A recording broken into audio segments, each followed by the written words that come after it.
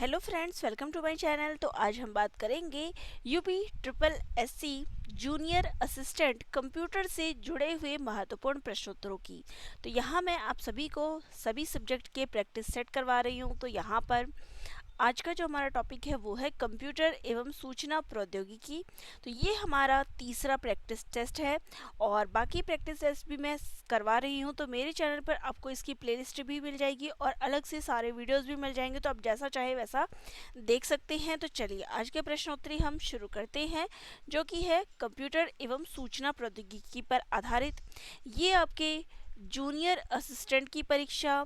इसके अलावा अगर मैं बात करूं तो जो भी अभ्यर्थी AGTA यूपी ट्रिपल एससी की जो AGTA जो एग्रीकल्चर एंड टेक्नोलॉजी की जो पेपर दे रहे हैं अगता की, उसके लिए भी महत्वपूर्ण है। तो ये दोनों ही परीक्षाओं के लिए आपका ये कंप्यूटर वाला टॉपिक जो है वो सेम ही है, तो दोनों ही परीक्षाओं के लिए लाभदायक है। तो चलिए क्वेश्चनों को ज़रूर देखिएगा।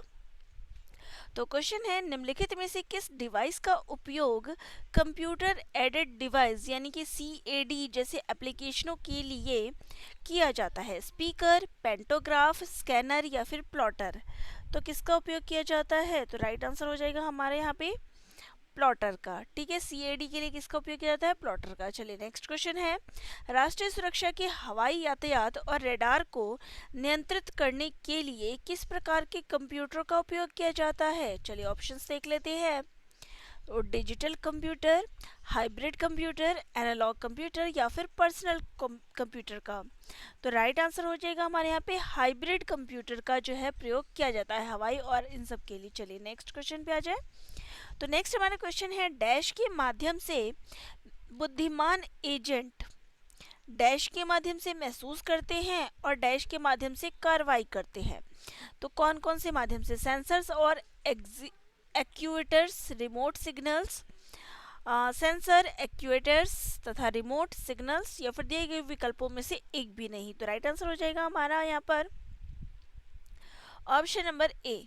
जो बुद्धिमान एजेंट है वो सेंसर के माध्यम से महसूस करते हैं और एक्चुएटर्स के माध्यम से अपनी कार्रवाई करते हैं। हमारा ऑप्शन नंबर ए जो है यहाँ पर करेक्ट हो जाएगा। नेक्स्ट क्वेश्चन आ जाते हैं। तो नेक्स्ट क्वेश्चन है, निम्नलिखित में से LISP का सही फुल फॉर्म है?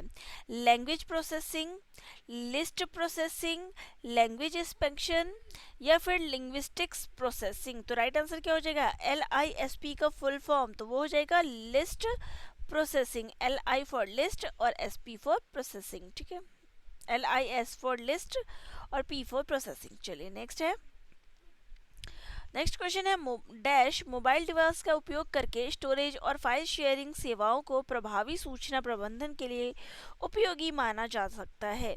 Flash drive, floppy disk, CD drive या फिर क्लाउड बेस्ड?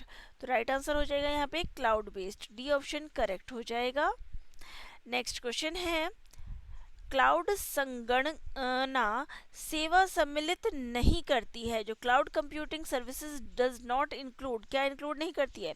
सॉफ्टवेयर सेवा, वैद्युत चुंबकीय वर्णानुक्रम आवंटन, आधिकारिक संरचना सेवा या फिर मंच सेवा? तो राइट आंसर क्या हो जाएगा इसका? राइट आंसर हो जाएगा ये वैद्युत चुंबकीय वर्णक्रम आवंटन यानी कि अलॉटमेंट ऑफ इलेक्ट्रोमैग्नेटिक स्पेक्ट्रम, इसको इसमें सम्मिलित नहीं किया जाता है। चलिए नेक्स्ट है, बैंकिंग शब्दावली में पिन यानी कि PIN पिन का संक्षिप्त रूप है। इसका सूक्ष्म रूप क्या होगा? Payment identification number, private identification number, password identification number या फिर पर्सनल आइडेंटिफिकेशन नंबर? तो पिन से क्या फुल फॉर्म होता है इसका? तो पिन का जो नंबर वो होता है, फुल फॉर्म होता है, वो होता है पर्सनल आइडेंटिफिकेशन नंबर। ठीक है, तो आप जो पिन नंबर डालते हैं कहीं भी, तो इस पिन हम बोलते हैं ना पिन नंबर, तो इसका फुल फॉर्म क्या होता है? Personal identification number. चलिए नेक्स्ट है, ई गवर्नेंस, मल्टीमीडिया और मनोरंजन के संदर्भ में IECT शब्द का क्या अर्थ है? तो IECT शब्द का क्या अर्थ है? चलिए ऑप्शंस पे आ जाए। हमारे ऑप्शन है भारतीय इलेक्ट्रॉनिक्स और सामान्य प्रौद्योगिकी, सूचना इलेक्ट्रॉनिक्स और कंप्यूटर प्रौद्योगिकी, सूचना इलेक्ट्रॉनिक्स और संचार प्रौद्योगिकी, या फिर integral electronics and communication technology. Right answer क्या हो जाएगा यहाँ पर? तो राइट आंसर हमारा हो जाएगा सूचना इलेक्ट्रॉनिक्स और संचार प्रौद्योगिकी, ये इसका फुल फॉर्म हो जाएगा। चलिए नेक्स्ट है, एमएस वर्ड में निम्नलिखित में से किस की कॉम्बिनेशन, यहाँ पे की है, की कॉम्बिनेशन ये समुच्चय को दबाकर पेज ब्रेक इंसर्ट किया जाता है। तो आपको अगर पेज ब्रेक लगाना हो, पेज पे ब्रेक लगाना हो दूसरा नया पेज, तो क्या दबाएंगे? Control plus F1, shift plus enter, shift plus F1, या फिर कंट्रोल प्लस एंटर। तो राइट हो जाएगा कंट्रोल प्लस एंटर दबाएंगे तो क्या हो जाएगा? पेज ब्रेक हो जाएगा। नेक्स्ट क्वेश्चन है, निम्नलिखित में से माइक्रोसॉफ्ट वर्ड का कौन सा व्यू टेक्स्ट दिखता है जैसे यह हेडर और फुटर के बिना प्रिंटेड फॉर्मेट में दिखाई देता है? Print layout view, draft view, read mode view, या फिर print view preview. Right answer क्या हो जाएगा? तो ड्राफ्ट व्यू। ठीक है, चलिए नेक्स्ट है,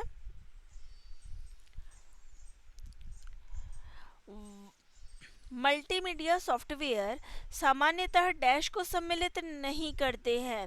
वर्ड डॉक्यूमेंट, ध्वनिज, चित्र, या फिर वीडियो सीक्वेंस। तो मल्टीमीडिया सॉफ्टवेयर में क्या नहीं आता है? तो ये जो है वर्ड डॉक्यूमेंट को इसमें शामिल नहीं होता है, मल्टीमीडिया में नहीं आ पाता। चलिए नेक्स्ट है, माइक्रोसॉफ्ट एक्सेल की कौन सी विशेषता का उपयोग परिभाषित अनुक्रम में दर्ज किए गए डेटा को स्वचालित करने के लिए किया जाता है? स्टाइलस, ऑटोफिल, इंटेंडिंग, या फिर अलाइनमेंट। तो क्या आ जाएगा इसका? तो ऑटोफिल जो है इसका राइट आंसर है। तो माइक्रोसॉफ्ट एक्सेल की क्या विशेषता है? तो जो फिल किया हुआ डाटा होता है उसको दिखाता है, तो वो होता है ऑटोफिल। चलिए नेक्स्ट है, identify the extension for a graphic file. तो ग्राफिक फाइल के लिए एक्सटेंशन की पहचान कैसे की जाती है? .avi, .mid, .dbf, या फिर .jpg। तो ग्राफिक्स फाइल को कैसे करते हैं? तो ये .jpg में इसकी पहचान की जाती है। चलिए आगे क्वेश्चन ले लें। तो क्वेश्चन हमारा है, निम्नलिखित में से कौन सा विकल्प अलग है? लाइनक्स, विंडोज 98, C++, या फिर विंडोज 7। तो राइट आंसर क्या हो जाएगा यहाँ पे? C++। ठीक है, नेक्स्ट है, प्रोसेस्ड डेटा को डैश के रूप में जाना जाता है? डेटा, जानकारी, ज्ञान, या फिर विश्लेषण। जो प्रोसेस्ड डाटा होता है इसको किस रूप में जाना जाता है? तो इसको हम इंफॉर्मेशन के रूप में जानते हैं। तो चलिए ये थी हमारी कंप्यूटर पर आधारित प्रश्नोत्तरी। तो आप सभी को प्रश्नोत्तर कैसे लग रहे हैं कमेंट बॉक्स में कमेंट करिएगा, क्योंकि डेली यहाँ पर कुछ प्रश्नोत्तर जो है हर टॉपिक से मैं आपको लेकर आ रही हूँ। हर टॉपिक से रिलेटेड हमारे क्वेश्चन यहाँ पर चल रहे हैं। तो वीडियो जिनको अच्छी लगी चैनल को लाइक शेयर सब्सक्राइब भी कर लीजिएगा। धन्यवाद।